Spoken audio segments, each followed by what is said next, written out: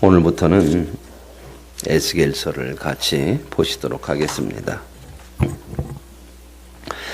에스겔서는 48장으로 되어져 있습니다. 이 48장으로 되어져 있는 에스겔서는 이 에스겔이 하나님의 말씀 예언을 이렇게 기록한 그러한 책입니다.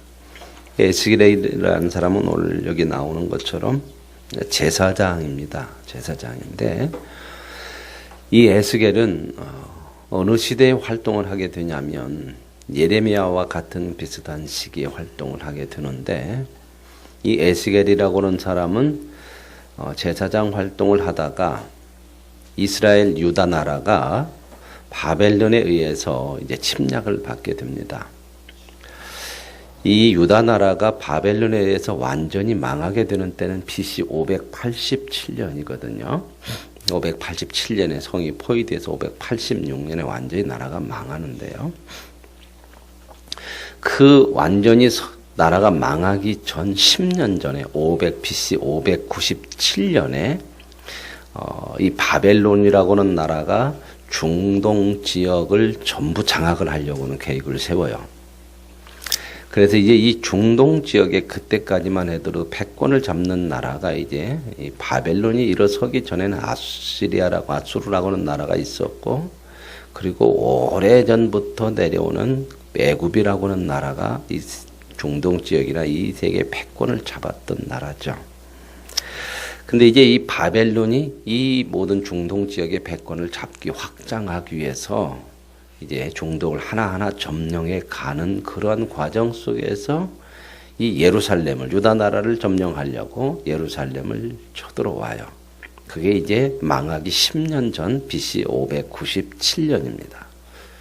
이때 와서 이제 이스라엘 역사 그 열왕기 상하, 역대 상하에 보면 거기에 이제 잘 나와 있어요.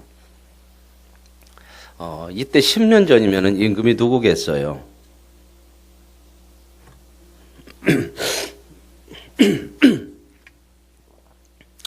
잘 몰라요? 마지막 임금이니까 시드기야라고는 임금이 다스리던 때인데 이 사람이 11년 다스리니까 지금 1차 포로로 와서 그 상황이 어떻게 되냐면 이 바벨론이 예루살렘을 쳐들어와서 나라를 이제 점령하려고 그러니까 이제 나라에서 이제 화친을 맺죠. 조공을 바치겠다고 그래서 많은 예물을 주고 그들이 돌아가는데 그때 돌아가면서 이제 많은 사람들을 고위 관리들을 다 포로로 잡아가요. 이게 1차 포로예요. 바벨론 포로인데 10년 전에 망하기. 그때의 임금이었던 그 여호야겐이라고는 임금이 있었어요. 여호야김의 아들 19번째 여호야겐이라고 하는 사람이 있었는데 이 사람이 이제 나이가 어려서 이제 왕이 됐는데 바벨론 왕이 그때 1차 포로로 끌고 갈 때 이 왕을 아예 끌고 가버려요. 볼모로 잡아갖고 가는 거죠.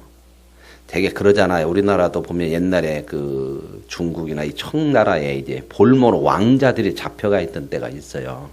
왜냐하면 그렇게 잡아다 놔야 말을 잘 듣거든. 그래서 이렇게 이제 이 왕을, 어린 왕을 그냥 잡아가니까 왕은 3개월밖에 왕을 못하고 바벨론의 포로로 잡혀가요. 이제 그런 조건으로 인해서 왕을 잡아가고 어린 왕을 잡아가고 그 대신 왕이 어리니까 그 아들이 없을 거 아닙니까? 없으니까 그의 작은 아버지인 시드기야를 왕으로 올려 세워요. 바벨론이. 왜냐하면 시드기야가 자기 말을 잘 들을 것 같으니까 왕을 볼모로 잡아가고 어린 왕을 잡아가면서 시드기야를 왕으로 세워요. 그 시기예요. 그 시기. 이게 시드기야가 이제 왕이 오르고 이런 상황에서 바벨론의 여호야긴 왕, 어린 왕과 그리고 고위 관리들을 함께 잡아간 때가 BC 597년 망하기 10년 전. 그래서 그때의 1차 포로라고 그래요. 그 상황에 에스겔도 끌려가요. 그러니까 지금 그 상황에 에스겔이 포로로 1차 포로 때 함께 끌려가가지고 이제 바벨론에서 살게 돼요. 그래서 바벨론에서 살게 되는데 지금 국내에서는 누가 예언 활동을 하고 있냐면 누가 활동했을까요? 예레미야죠. 예레미야. 참 이 사람이 이때는 다 반대를 했었어요. 예레미야는 바벨론에게 항복하라는 하나님의 말씀을 전하니까 누구도 안 들어요. 그런 상황에서 이제 에스겔은 제사장 출신인데 예언자는 아니었잖아요. 바벨론으로 1차 포로 때 끌려갔는데 오늘 말씀에 보면 이렇게 나와요. 2절에 이렇게 나와요. 여호야긴 왕이 사로잡힌 지. 아까 여호야긴 왕이랑 19번째 3개월밖에 못하고 어린 왕을 바벨론이 1차 포로 때 끌어갔다고 그랬잖아요. 그래 끌어가고 사로잡힌 지 5년 그달 초 닷새라. 그러니까 이제 끌려간 지 한 5년, 이게 횟수로는 5년인데 지금 한 4년 정도나 이렇게 됐겠죠. 그죠? 1월 5일이니까. 이때에 하나님의 말씀이 그발강가라고는 이 끌려간 포로들이 살고 있던 그곳 같아요. 바벨론의 그발강가에서 하나님의 말씀이 특별히 제사장 에스겔에게 임해요. 제사장이면서도 제사장 역할은 못하죠. 성전이 없으니까. 그런 상황에서 하나님이 예언자로 불러요. 이 에스겔을. 그래서 에스겔은 포로로 끌려간 지 5년 만에, 그러니까 횟수로는 5년이지만 한 4년 정도의 하나님의 예언의 말씀을 증거하는 자로 부름을 받게 되죠. 그러니까 이제 이런 상황이 되죠. 국내에서는 누가? 예레미야가. 끌려간 사람들 중에서는 1차 포로로 끌려간 사람들 중에서는 하나님이 누구를 불러서 에스겔을 불러서 이렇게 하나님의 말씀을 주시는 거죠. 자, 이런 걸 보시면요. 사로잡혀 갔죠. 그죠? 어떻게 보면 우리 인생의 고난이죠? 참 이런 시련이잖아요. 이제는 뭐 희망이 없는 것 같으잖아. 포로로 다 됐는데. 그러나 희망이 없는 것 같은 것은 우리의 생각이라는 거예요. 하나님은 사로잡힌 자 중에서 하나님의 사람을 불러내요. 그래서 이 에스겔이 48장까지 있는데 1장부터 24장까지는 3장까지는 24장까지 24장까지는 하나님의 심판을 선포해요. 이 사람들이 포로로 끌려왔지만요. 마음속에 우리는 돌아간다. 어떻게 하나님의 사람, 하나님의 나라가 망하냐? 우리는 다시 금방 돌아갈 것이다. 하나님이 이렇게 할 것이다. 하나님은 예레미야를 통해서 뭐라고 했는데도 항복하고 70년 후에 내가 데리고 이게 안 들어요. 사람이라는 게. 사람은요 자기 생각을 중심으로 살거든요. 근데 이 자기 생각의 중심이 얼마나 이게 사람이 죄 가운데 있기 때문에 죄를 져서 죄인이기 때문에 생각도 판단도 다 이게 흐려져 있어요. 뭘로? 죄로. 그러니까 나오는 게 뭐예요? 죄의 생각, 죄의 판단이에요. 그래서 하나님께서 우리를 구원하신 건요. 그냥 천국 가는 정도가 아니고 그런 죄의 생각과 죄의 판단과 모든 것이 죄로. 그래서 다윗은 고백하기를 우리는 태어날 때부터 죗덩어리다. 이걸 고백하지 못하고 이걸 보지 못하면요. 하나님 앞에 온전하게 서지 못해요. 그리고 하나님의 말씀을 안 들어요. 내가 얼마나 철저하게 내 뼛속까지 죄성이 있고 이 죄인인가를 이거 자신이 각자 모르면요. 참 우리는 내 생각대로 해요. 그걸 이제 하나님의 평생을 통해서 우리를 고쳐가시는 거거든요. 근데 이게 고쳐가시는 게 어떻게 고쳐가시냐. 두드러 잡아서 고쳐가지 않잖아요. 설득하시는데요. 그래서 우리가 하나님을 알고 믿어가면서 생각들이 바뀌어가는 거예요. 행동들이, 결단들이, 판단들이 달라져 가는 거거든요. 신앙이 깊어진다고 하는 건 뭐냐면 하나님 쪽으로 우리의 마음과 생각과 행동들이 막 이렇게 향하고는 이런 거거든요. 기울어지는 거란 말이죠. 그래서 신앙의 절정은 뭐예요? 순종이에요. 하나님에게 순종해요.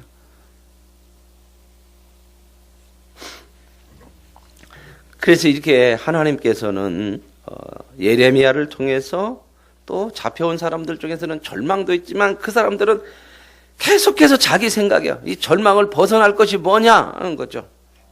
자, 절망을 벗어나는 것은 뭐예요? 인간에게 가장 좋은 생각은. 자, 이 포로로 잡혀온 사람들에게 이 절망을 벗어나는 것이 가장 좋은 방법은 뭐냐고요? 포로에서 해방돼서 가는 거 아닙니까? 그죠? 이게 우리의 마음이야. 우리는 내가 생각할 때 좋은 것으로만 돼야 되는 것이 인생이어야 되고 내 삶이어야 되고 믿음이라는 걸 하나님이 주셔가지고 하나님의 말씀을 들으라고 하는데도 그 하나님을 데려다가 내가 원하는 대로 되어지는 데에 사용하고 쓰고 싶은 거단 말입니다. 이게 사람이에요, 이게. 그래서 우리가 늘 그러잖아요. 하나님 이렇게 주시옵소서. 하나님은 늘 어떻게 하시길 원하고 내 생각대로 내 뜻대로 너희가 따라와 살았으면 좋겠다 이건데 우리는 하나님이 이렇게 내가 원하는 대로 해 주시옵소서 이거잖아요. 이것을 못 내려놓으면 하나님의 역사를 못 봐요. 여전히 내가 살고 싶은 방법대로 사는 거죠.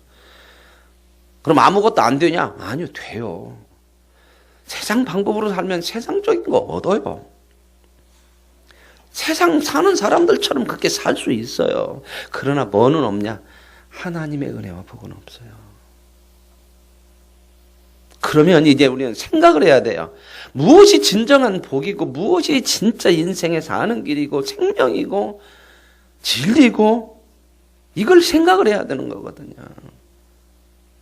우리가 하나님이 주실 것으로 비교하면 세상 것은 비교할 것도 안 돼요. 세상은 죽었다 깨나도 우리에게 줄 수도 만들어낼 수 없는 영원한 것들, 진리, 생명을 하나님으로부터만 나온다는 거예요. 그래서 이제 하나님이 이렇게 그 사람들에게 그것이 얼마나 잘못됐느냐. 못 돌아간다는 겁니다.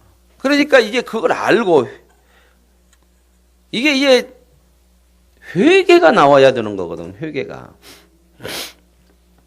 하나님의 말씀으로 인한 심판이요. 그래도 여기까지 잡혀왔어도 계속 자기들의 생각으로 쉽게 돌아갈 것이다. 그러면 누가 잘못하는 꼴이 돼요? 하나님은 말씀을 항복하고 70년이 딱 데리고 가겠다고 그렇게 말씀하고 고쳐내서 데려간다고 그러는데 이 백성은 금방 돌아간다. 그러면 누가 잘못한 것이 되냐고요? 하나님이 잘못한 것이죠. 그러니 뭐가 나와요? 원망이 나오고 불평이 나오고 불만이고 순종이 안 되죠. 당연한 거죠. 그래서 하나님은 이 제사장인 에스겔을 불러서 이제 제사는 못 드리니까 하나님의 역사를 말씀을 증거하게 해요. 그래서 1장부터 24장까지는 하나님의 심판에 대한 말씀입니다. 너희들 그렇게 하면 이게 하나님의 심판이고 하나님의 심판을 받아들이고 회개하고 그래야지 여기까지 와서도 그렇게 돌아서지 않으면 하나님께 너희들 심판하신다. 그 내용이 24장까지 이어져요. 그리고 25장부터 32장까지는요.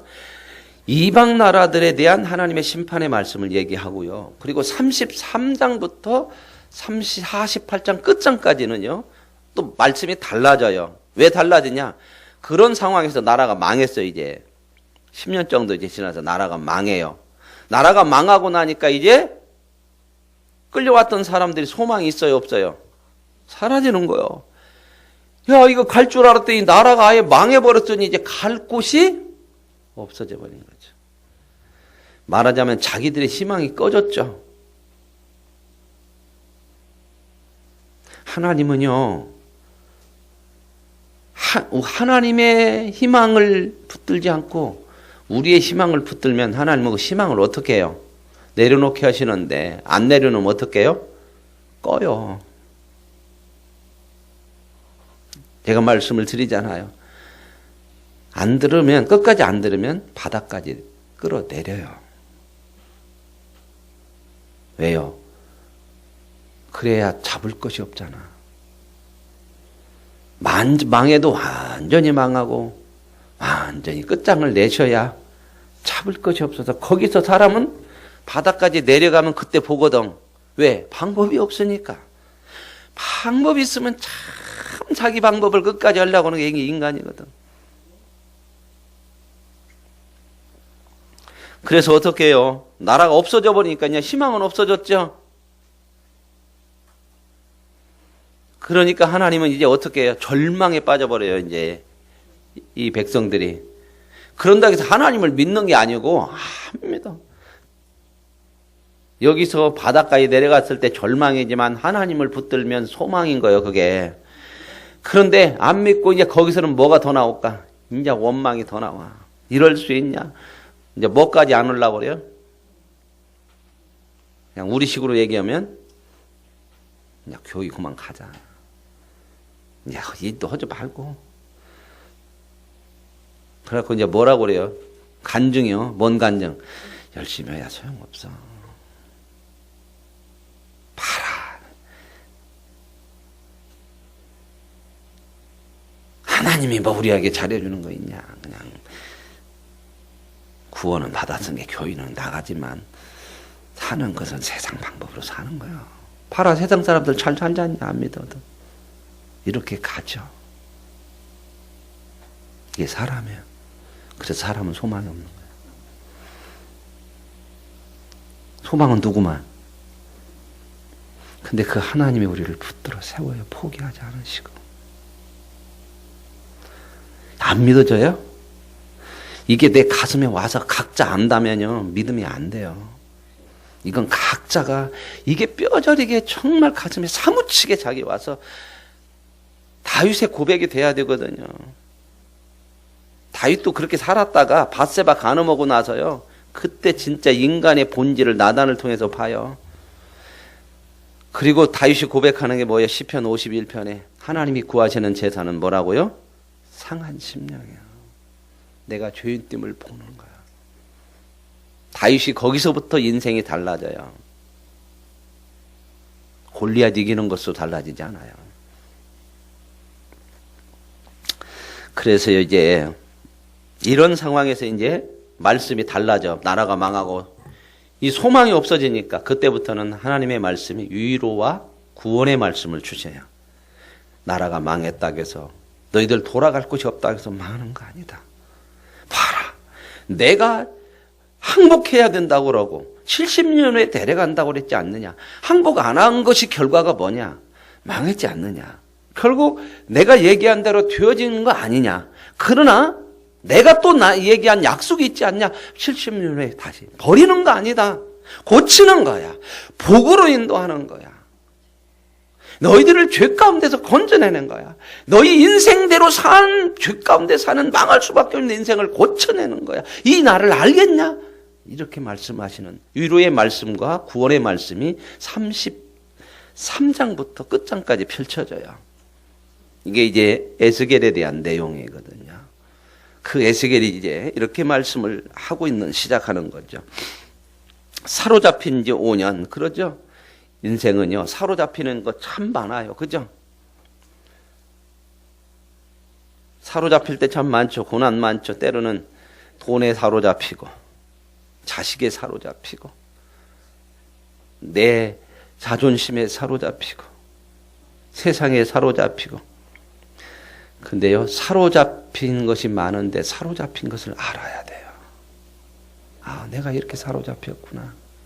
그 사로잡힌 속에서 하나님의 부르심의 음성이 있는 줄로 믿습니다.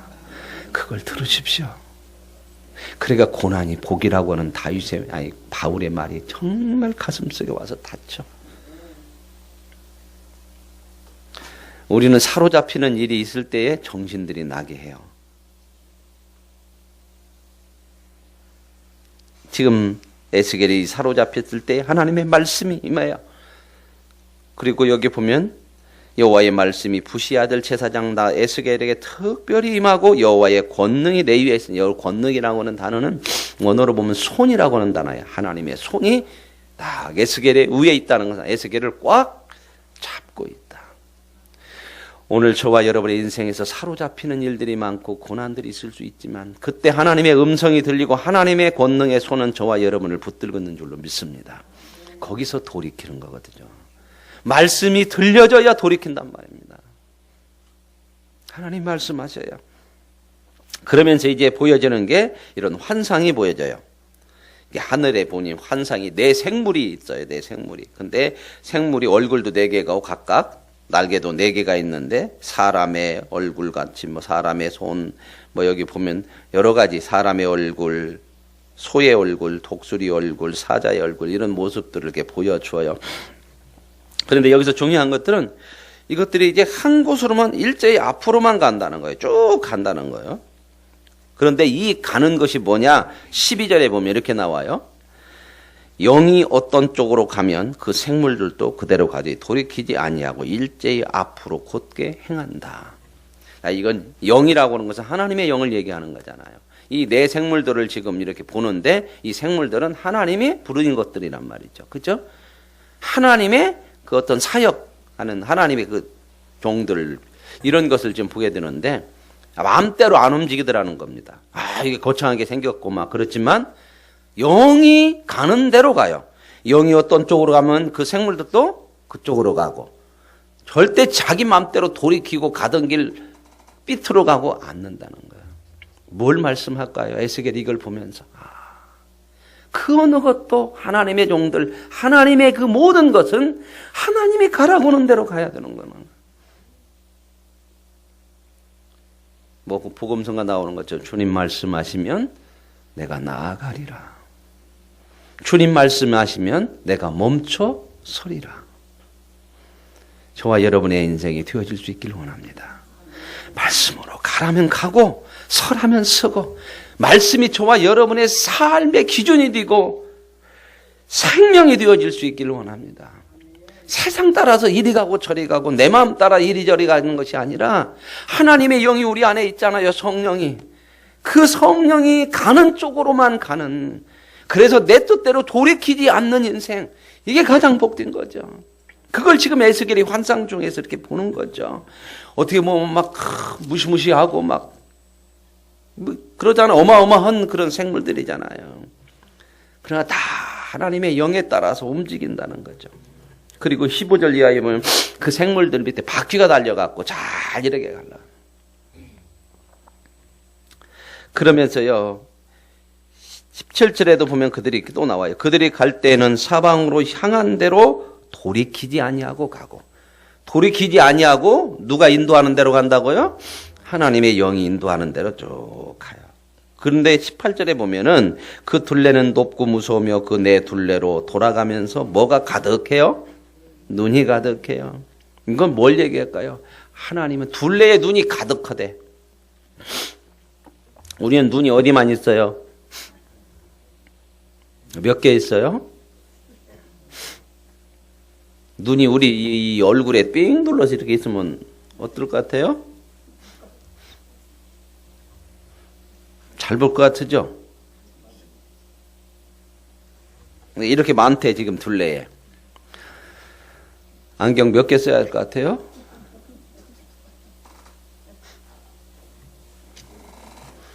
선글라스 몇 개 써야 될 것 같아요? 삥 둘러 있으면.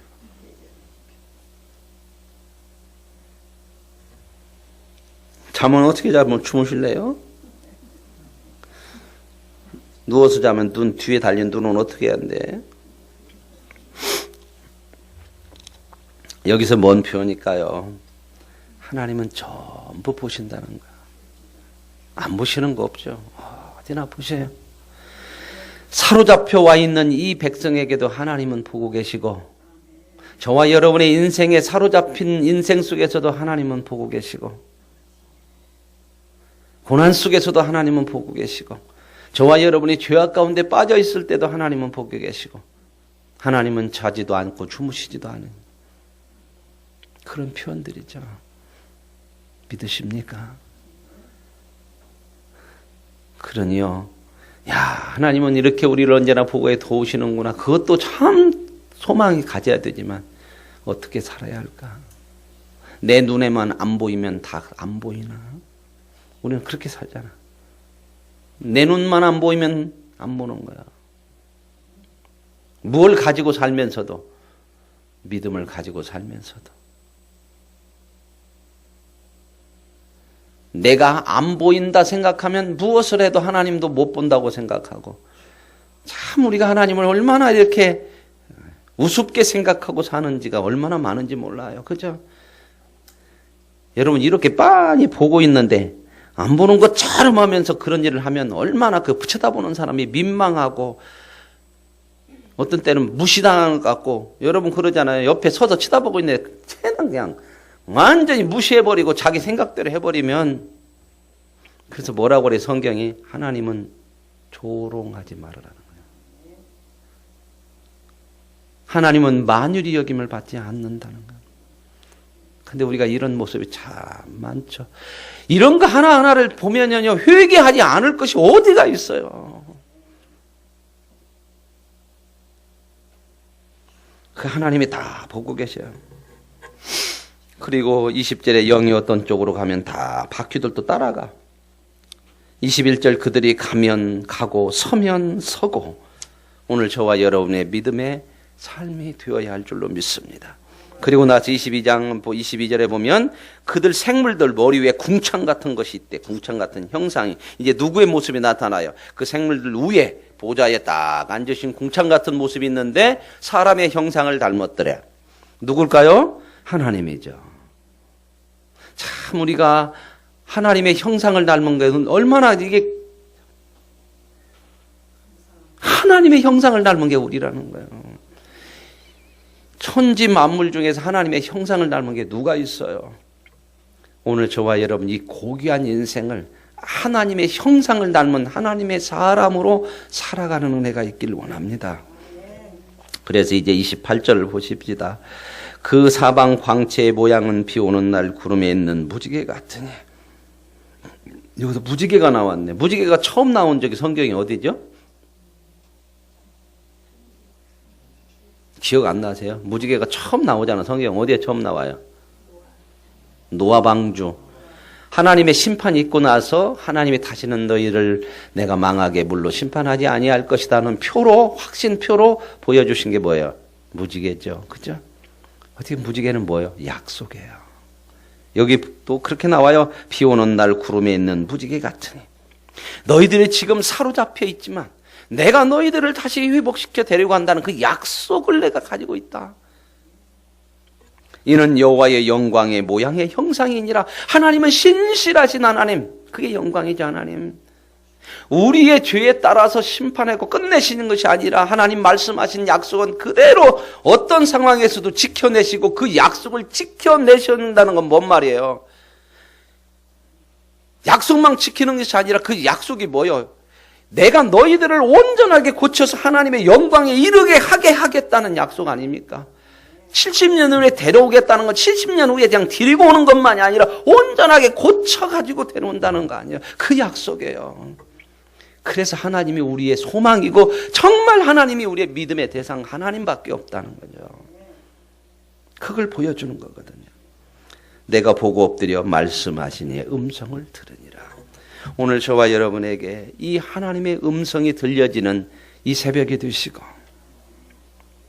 오늘 또 이 하나님으로 인하여서 가고 하나님으로 인하여 서고 그 은혜를 하루 동안도 하나님과 함께하는 복 있는 믿음의 삶이 되어질 수 있기를 원합니다. 하나님 아버지 감사합니다. 우리 인생 내가 가고 싶으면 가고 서고 싶으면 서는 것이 아니라 하나님의 영의 인도함을 받는 줄로 믿습니다.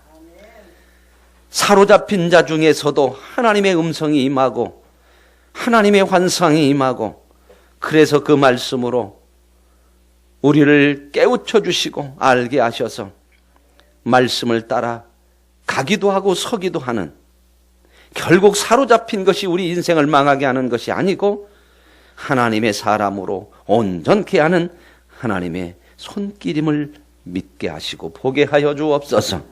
하나님의 구원을 보고 이 구원을 하나님의 말씀으로 해석함으로 우리의 삶이 모든 것이 합력하여 선이 되는 구속의 삶인 것을 확신케 하셔서 주님 말씀하옵소서. 종이 듣겠나이다. 모두에게 이 고백이 있게 하옵소서. 예수님의 이름으로 기도합니다. 아멘.